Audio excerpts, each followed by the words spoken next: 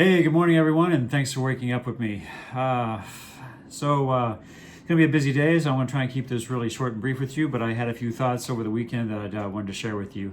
Um, it's this whole Corona thing has got me just spinning out of control in some respects. I don't know what to do next, and I'm trying to get my company off the ground in a work environment that is completely different than anything I can reach back on my experience to figure out what the best step forward really is. And uh, it's I don't want to get stuck here at the house. That's just not how I. It's just not me. I enjoy what I do. I like getting out and getting things done and making things happen. So all this downtime is also just eating away at the back of my head, just kind of tearing away at, frankly, a little bit of my value and my self-worth and my self-esteem in some respects. I didn't really realize how it was kind of sneaking up on me, and but reflecting back on on how tired I feel so often, even though I'm getting more rest now than I have in decades, literally, and some other things. I think that's what's going on, and so that's kind of snapped me out of it to get back out onto what I got to do and figure out my next course and start looking for a way out of this place. It reminds me of a quote that I heard from. Actually, it was a comment, so I can't give you the person who quoted it, but it was a comment that I remember hearing that I just locked that little tidbit away, and that is, if your life is feels like you're moving through hell, if you're walking through hell with where you're at, your circumstances, whether it's because of a loss of a loved one, or whether that's a relationship or a death or an illness in the family, or your loss of business or whatever causes hell for you in your life. Don't stop. That's not the time to stop and just sit there in the middle of hell and wallow in it and set up camp. That's just not going to be good for you in the long run. And the last thing you want to do is get stuck there. And I think that's what I was doing to myself a little bit. And so it's time to pull out and move on and do something different, do something creative, do something to change what's going on for the last 4 months now for my company, and make things happen again and start moving forward. The last 4 months, this whole thing with Corona, it is I was sick for a little bit, so it cost me my health. I had a breakup with somebody that was more painful than I thought it would be. It bothered me on a much deeper level than I thought I was going to let it, and all those things are cumulative. And not to give you a sad story, it's part of life. It's part of how we move forward. It's part of how we learn and how we grow and how we do things differently. And so, even though adversity is not always welcome, the reality is it's sometimes the best catalyst to move into better things. And that reminds me, recently, sometime early this year, I was taking a friend out for a hike.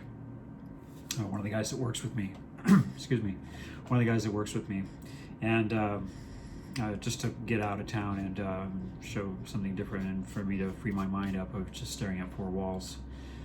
So anyway, we drove several hours to get to our destination, and I'd been there before, so I knew relatively the path that I wanted to take to get to this peak that we're going to hike up. And but from where you park, it's very obscured. How to get there exactly is not at all clear. There's some trees in the way. There's some other smaller hills in the way, and there's some obstacles, and there's some twists and some turns, and there's this and there's that. And so you can't just start at the bottom, start and say, this is exactly how we're going to get there, and know what that is. And there was no way for me to communicate that with him. And he was asking questions because he that's his nature, for one. But he wanted to know, and he was unsure about how to start because he's not very fond of heights, and there was going to be a few places where the path was rather narrow, and so it concerned him a little bit. But he took it on and went up there with me, and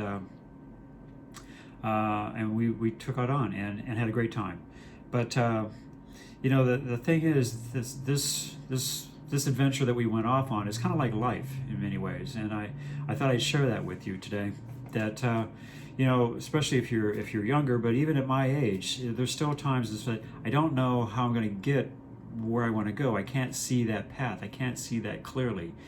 And the thing is, I could sit here and wait until it becomes completely clear to me before I start, but it may never be completely clear to me from sitting right here.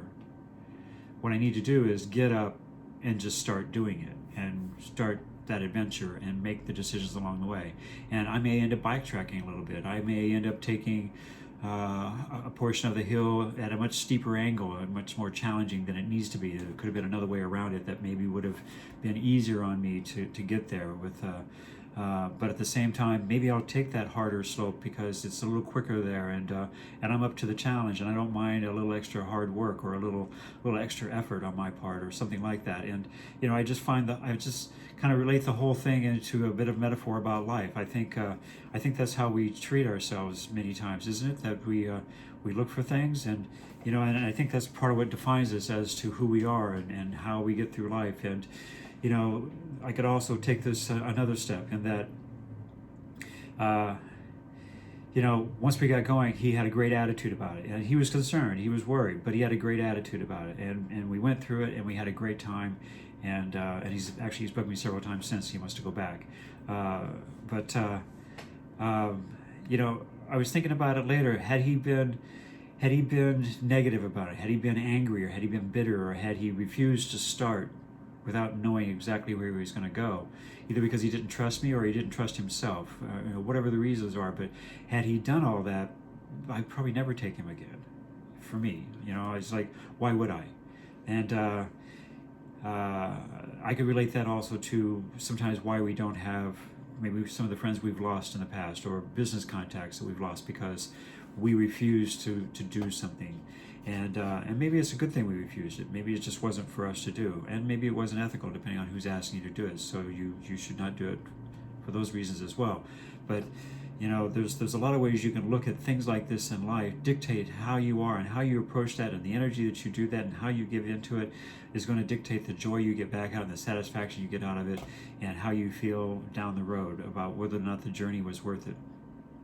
And when I take that story and place that on top of my entire life in the past, I didn't always make the right choice. Definitely did not always make the right choice. There was definitely more than once that I screwed up, and there are things in my life that I've lost. There are people in my life that I regret having made the decisions that I made at the time. But at the time, I made those decisions for whatever reasons I did, and I will face the consequences of my actions.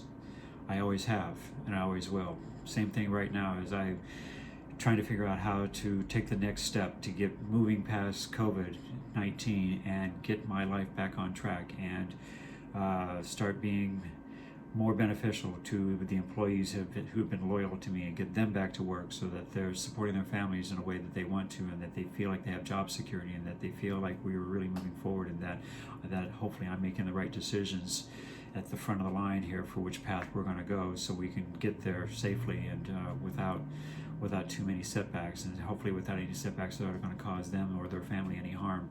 And all these things weigh up on me every day, and that's me as a business owner. But even you, if you don't own a business, if you're an employee, it's kind of the same thing, right? You still have people who are relying on you. You still have people who look to you for certain responsibilities. And are you stepping up? Are you getting out there? Or are you stuck at the bottom of the hill and looking at that hill and trying to figure out how you're going to do it?